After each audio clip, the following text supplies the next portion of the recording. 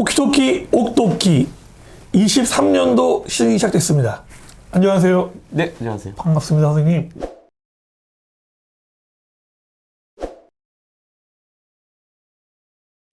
너무 오랜만에 불러주셨네요. 그러니까 젊어졌어요. 젊어졌다고요? 감사합니다. 네. 자, 이제 우리가 23년도 새로운 마음가짐을 가지고 24년도 오늘 이 시간에는 정시 입시 관련된 내용으로 한번 같이 이야기를 해보려고 하는데요. 네. 자, 전년도랑 비교했을 때, 자, 24학년도 네. 정시 입시의 좀 가장 큰 특징 뭘까요? 그래서 일단은 첫 번째가 수험생 수가 조금씩 줄고 있잖아요, 그죠? 네네. 그리고 이제 모집 정원도 사실 수도권 상위 대학이라든가 주요 대학들은 그렇게 많이 준 게 아니거든요. 네. 그럼 이제 경쟁률이 좀 줄어들어야 정상인데 수치상으로 보면. 네. 하지만 경쟁률이 올라간 대학들도 있었다는 거. 그것도 조금 생각해 보아야 할 문제입니다. 어디가 올라갔나요? 예를 들어서 이제 수도권의 이제 인서울의 마지막 컷에 해당되는 학교들 같은 경우에도 좀 그랬고요. 네. 그 다음에 교차 지원이라든가 이런 부분이 좀 쉬워졌던 학교들, 이런 학교들은 조금 더 경쟁률이 오히려 좀 올라가기도 하고 그런 대학들이 되었고요. 그리고 이제 금년에 또 달라진 부분 하나가 의학 계열이 이제 지역 인재 전형도 조금 네. 늘어나고 그다음에 기회균형, 농어촌 전형들이 생기면서 일반 전형의 인원수가 조금 소폭 하락했습니다. 네. 네, 그래서 그런 부분도 또 금년 정시 입시에서 조금 문제가 좀 생기는 걸로 보이고요. 걱정하고 있던 또 약대가 어떻게 될까. 약대 부분이 사실은 이제 두 번째 해를 맞이했잖아요. 이제 재작년하고 작년으로 오면서. 그래서 수도권 약대들은 계속해서 성적이 그냥 유지하고 있지만 지방 약대들은 생각보다는 조금 하락하는 추세를 좀 보이고 있는 상황입니다. 그러면 이제 보통 인서울권을 맡고 있는 마지막 그렇죠. 방벽이 된 학교들은 올해도 그러면 경쟁이 좀 오를 가능성이 있다. 그렇죠. 네, 이걸 볼 수 있겠고, 네. 약대 같은 경우는 수도권은 뭐 다 지켜질 것 같은데, 오히려 지방 같은 경우는 약간 추세로 봤을 때 조금 더 낮아지지 않을까 이렇게 예상할 수 있다. 네. 이렇게 설명하면 되겠네요. 네.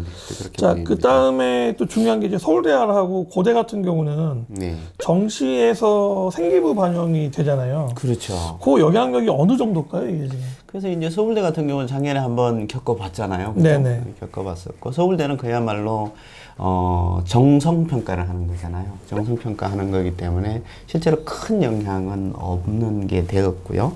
고려대 같은 경우는 금년에 지금 새롭게 학업 우수자 전형을 들고 나왔죠. 그죠? 예. 학업 우수자 전형을 들고 나오면서 427명이나 뽑게 돼요.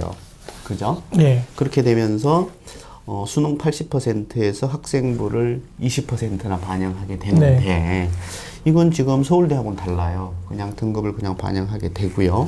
그렇게 되다 보니까 반영하는 부분에서 작년도 학교장 추천 전형에서 진로 선택 교과의 그 A, B, C 성취도 등급을 할 때 A 등급 같은 경우에는 A등급의 비율만큼 1등급에서 플러스가 있었거든요. 그 부분이 이제 바뀌었어요. 이제, 진로 선택 교과에서 A를 받으면 다 1등급을 주는 걸로 바뀌긴 했지만, 그렇게 되면 결국 A를 받지 않고 B를 받게 되면 상당히 이 등급이 많이 떨어지게 됩니다. 그래서 A를 받을 경우는 괜찮을 것 같고, 특히나 지금 학업우수 전형이다 보니까 아무래도 특목고나 교육특구에 있는 학생들 같은 경우는 사실은 조금 쓰기가 어렵지 않을까, 조금 피해를 본다. 그래서 일반고 학생들을 위한 전형이라고 봐야겠죠. 말 그대로 네. 진짜 일반고 학생들의 네, 전형이다.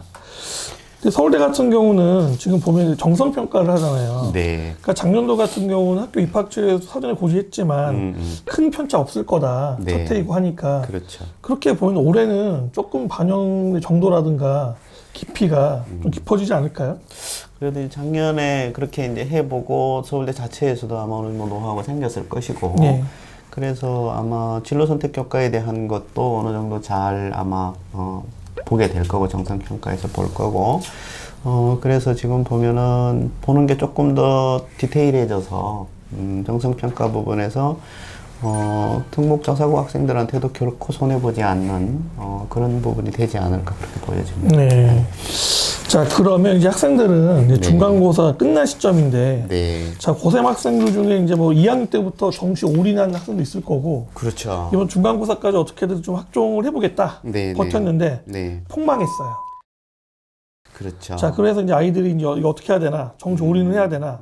자, 이렇게 나온다고 하면, 한 어느 정도 학생들한테 우리가 뭐 올인해라, 뭐 이런 식으로 이야기를 할 수 있을까요? 지금 이제 금년에 가장 큰 특징 중에 하나가 이제 뭐 이따가 수시도 또 찍겠지만 수시에서 자소서가 폐지되는 바람에 네네. 자소서가 폐지되고 수상이 반영이 안 되는 바람에 일단은 학생부 종합으로의 접근이 굉장히 쉬워졌다고 보여지거든요. 그러니까 예를 들어서 작년까지만 해도 자기소개서를 써야 하는 기간도 충분히 필요했고 그렇기 때문에 9월 모평을 보고 난 다음에 학종을 쓴다는 것은 무리였었거든요. 네네. 그렇지만 지금은 자기소개서도 필요 없는 상황이고 그러다 보니까 분명히 9월 모평을 보고 난 다음에 이거 지금 3월, 4월에서 봤던 학평에 비해서 성적이 많이 못 나온다거나 이렇게 되면 정시에 기대할 수 없는 부분이 생기다 보면 결국은 이제 학종 같은 경우에서 면접을 통해서 한번 도전해 볼 수도 있는 상황이 돼서 그때도 결정을 할 수 있는 상황이 될 수 있어서 네. 그래서 학종 부분도 그렇게 지금 미리부터 놓고 올인하겠다 이 생각보다도 9월 모평까지 최선을 다해서 정시 준비를 하고 모평 결과를 보고 난 다음에 그 다음에도 학종을 쓸 수 있기 때문에 대신 지금 중간고사 끝난 시점에 수행평가라든가 그 다음에 세특 그 다음에 자율 진로 활동에 조금 보완해 둘 필요는 있다고 보여집니다. 아, 그러면 그냥 쉽게 그냥 올인해야겠다. 그렇게 판단하면은 그렇죠. 안 된다는 말씀이시네요. 네, 네. 더군다나 지금 현재 재수생들이나 특히 의학 계열을 가고 싶어 하는 학생들의 재수 다민수 비율도 높고 실제로 의학 계열에 합격한 학생들의 N수생 비율이 거의 학교에 따라 다르지만 80%까지 네. 되는 학교도 있는 것처럼 자연계열 최상위 학생들의 그 정시 지원율이 굉장히 높아졌고 더군다나 지금 교육특구나 이런 쪽의 학교들을 보면 자연계와 인문계의 비율이 원사이드하게 자연계열이 많습니다.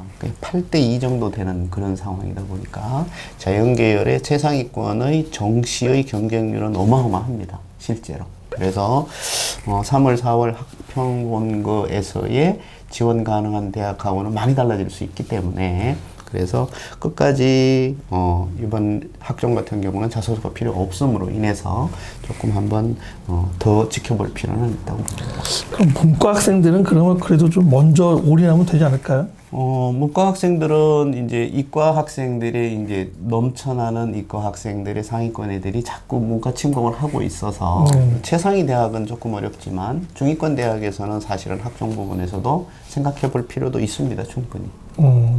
교차 지원 관련되어 있는 내용들이 지금 계속해서 확장되고 있는데 네네. 이 내용을 감안을 하더라도 네네. 일단은 아무리 내가 정시에서 좀 데이터가 잘 나올 수 있다 라고 판단한다 하더라도 문과 학생들 같은 경우도 문과 학생들은 지금 정시에 올인하는 거가 정말 완전히 내신이 완전히 바닥이지 않은 이상은 적극적으로 학종은 한번 노려볼 만합니다. 그렇기 때문에 너무 올인이 아니라 아까도 얘기했다시피 9월 모평에서 정시의 가능성을 보고 난 다음에 학종에 지원할 수 있는 정도의 데이터를 조금 미리 좀 만들어 둔다면 그것도 기회를 버릴 필요는 없다고 봅니다. 아, 6월 말고 9월이요? 네네. 9월까지? 네, 9월까지 가도 상관이 없습니다. 그렇기 때문에 중간고사 끝나고 일단 정시에 올인하는 것도 좋지만 수행평가하고 세특에 쓰여질 정도만큼 요즘은 뭐 그렇게 시간이 많이 안 드니까 또 챗GPT를 잘만 활용한다면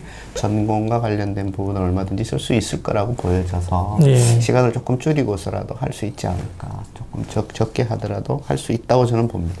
예, 알겠습니다. 일단 간략하게나마 저희가 함께 24학년도 성공 입시 정시 관련되어 있는 내용으로 여러분 설명해 드렸는데요. 예, 정시가 중요하고 인원동을 뽑긴 하지만 그렇죠.